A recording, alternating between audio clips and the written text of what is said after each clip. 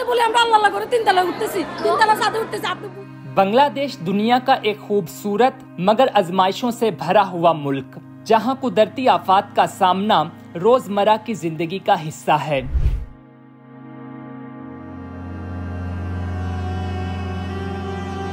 हर साल आने वाला सैलाब हजारों लोगों की जिंदगियों को मुतासिर करता है, फसलों को तबाह करता है और इंफ्रास्ट्रक्चर को मफलूज कर देता है। लेकिन सवाल ये है कि बांग्लादेश में सैलाब क्यों आते हैं, ये लोगों पर कैसे असर डालते हैं और हम इस कुदरती आफत से कैसे बच सकते हैं। आइए इन सवालात के जवाबात तलाश करें और समझें कि बांग्लादेश के अवाम किस तरह इन चैलेंजेस का मुकाबला करते हैं। What really caused the floods in Bangladesh?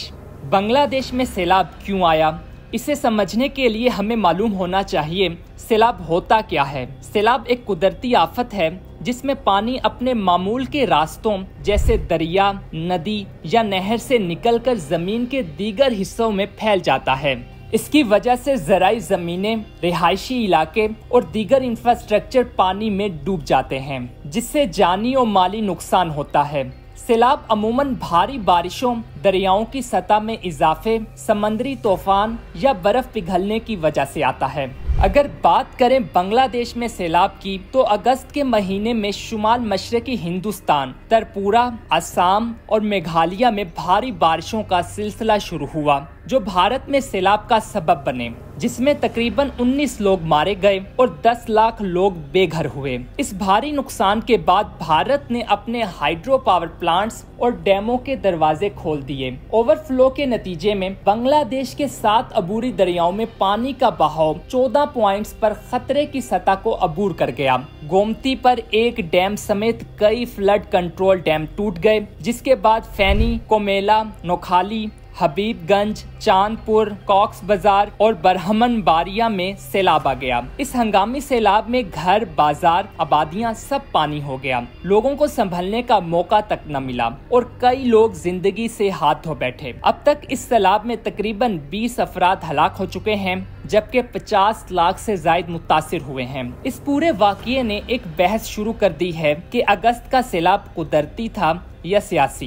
Disaster के कुदरती और सियासी दोनों पहलू होते हैं, मगर बांग्लादेश में सैलाब की बड़ी वजह भारत में मुख्तसर मुद्दत में जरूरत से ज्यादा बारिशें थीं। बारिशें तो भारत में थीं, मगर खमियाजा बांग्लादेश को भुगतना पड़ा। हाल ही में सैलहिट, सनमगंज, बंदरबान और यहाँ तक के दुबई में भी इसी तरह के सैलाब देखे गए हैं। मगर अगस्त के सैलाब और मौसमियाती बहरान के दरमियान ताल्लुक किसी भी तरह से गैर सियासी नहीं है। इतलात दिए बगैर भारत की जानिब से डैम के दरवाजे खोल देना और पानी का ओवरफ्लो होना इस बात की तस्दीक करता है कि बांग्लादेश को सैलाब में धकेला गया है। शेख हसीना के जाने के बाद भारत, बांग्लादेश के अवाम और हुकूमत दोनों पर शदीद गुस्सा है और ये सैलाब इसी गुस्से और ताकत का नतीजा है।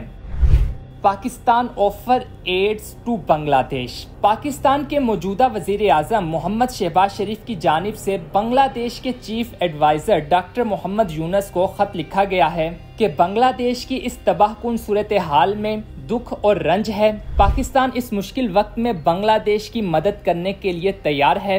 हुकूमत के साथ पाकिस्तानी अवाम भी अपने बांग्लादेश बहन भाइयों के दुख में शरीक है और इमदादी कार्रवाइयाँ करने में मगन है। जब सैलाब आता है तो पानी के साथ साथ चैलेंजेस की एक नई लहर भी आती है, लेकिन बांग्लादेश के लोगों की हिम्मत और तैयारी इन चैलेंजेस को शिकस्त देती है। ये सफर आसान नहीं, मगर हम जानते हैं कि एक दूसरे का साथ देखकर, एहतियाती तदाबीर इख्तियार करके और बर वक्त इक़दामात करके हम इस आफत का सामना कर सकते हैं। आखिर में ये याद रखें कि सैलाब हमारे अज़्म को परखता है और हम हर बार साबित करते हैं कि हम मजबूत हैं।